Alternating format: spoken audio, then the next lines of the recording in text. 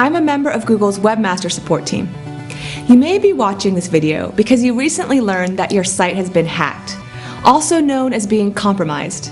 It's likely that you received a hack notice in search results, notification in your browser, a message from a search engine, or an email from a friend.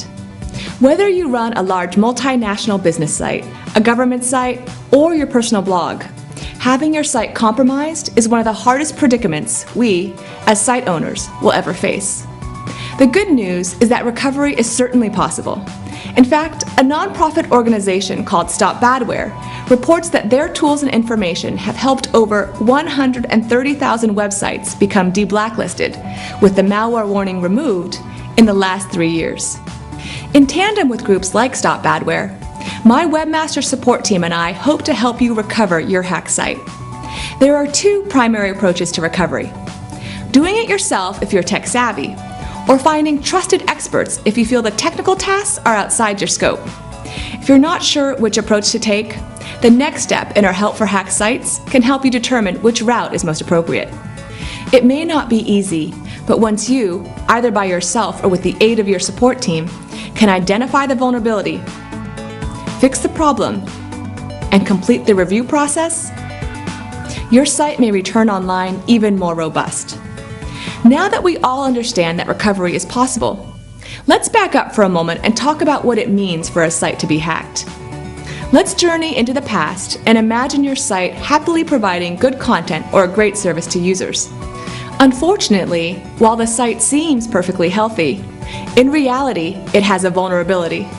A hacker then creates a software program that can exploit this vulnerability on many sites throughout the web. Your site may be only one of the thousands affected. Like an infection that can enter through a small wound and then spread to your entire body, once a hacker has found a way into a site by exploiting a vulnerability, you must assume they can now perform any action on the site, like adding spammy text or even malicious software. Some of the more common ways that a hacker can invade a website include exploiting out-of-date or insecure software, stealing login credentials, or installing malicious software called malware on your personal computer that then steals login credentials when you access your website. Being hacked means that by using a technique such as those just mentioned, someone you never authorized, a cybercriminal, has compromised your site. Why would someone want to do this? For many cybercriminals, the motivation is financial. Two common financial strategies involve hacking a site to add spammy content and hacking a site to distribute malware. Let's discuss them both, starting with the spam strategy. Let's say you have a great site about boating, and you install on your site a fun plugin or add-on software that you think visitors might like. Meanwhile, a far less scrupulous site owner, the hacker, is out to make money in any way possible from her pharmaceutical e-commerce website that sells prescription drugs. Rather than work hard to build a legitimate business that customers appreciate, thereby bringing positive reviews and merited links, this site owner chooses another path, hacking into innocent sites and adding links and text herself. To do this, the hacker learns about a specific vulnerability found in a website plugin. Unfortunately, this is the same plugin installed on your site. She then writes a program to scan the web, looking for unsuspecting sites that installed this vulnerable plugin. Once her program comes across your site, it becomes the next target. Her software breaks into your site and adds spammy text and links to her pharmaceutical website. Because the hacker needs the good reputation of your site to make the scam effective, often great care is taken so the crime goes unnoticed. The spammy links and text might be hidden. Your site may function normally. The site owner may be completely unaware they've been victimized. However, when a search engine like Google visits your site, just as we visit many sites on the public web to process the site's content for search results, our algorithms may notice that something is awry. For example, a reputable site that has many pages about boating, but then links to a spammy pharmaceutical site, looks like trouble. Alternatively, and even worse than adding spammy content, the hacker may have added code to distribute malware. Malware is malicious software like a software virus or worm. Being hacked with malware can be especially harmful because not only is your site affected, but the malware code enables the cybercriminal to use your site as a host for also infecting your visitors' computers. Once her malware is installed on various users' computers, cybercriminals, again motivated by money, can perform rogue actions like stealing login credentials for online banking or financial transactions.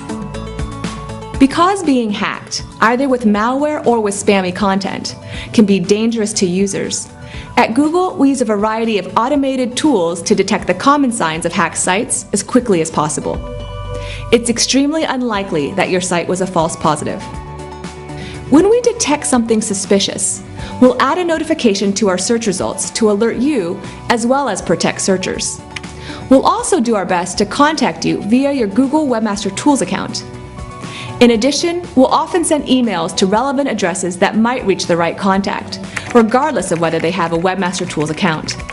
While we try to contact site owners as quickly as possible, it's still tough to hear the diagnosis that your site has been hacked. The positive news is that with this knowledge, you can take steps toward treatment, both for your site and the safety of your visitors. And once the problem is fixed and the review process completed, the warning label will be removed from search results. Your visitors can safely view all of your great content once again. How long does the recovery process take? The amount of time depends on the technical expertise of the site's recovery team, as well as the size of the site and the extent of the damage. Once a site is cleaned of hacked content, which is by far the most difficult part, the review process to remove user-facing warnings requires at most a day or so for malware and phishing, and possibly several days for spam. This video, Overview of a Hacked Site, completes the first step of a multi-step recovery process.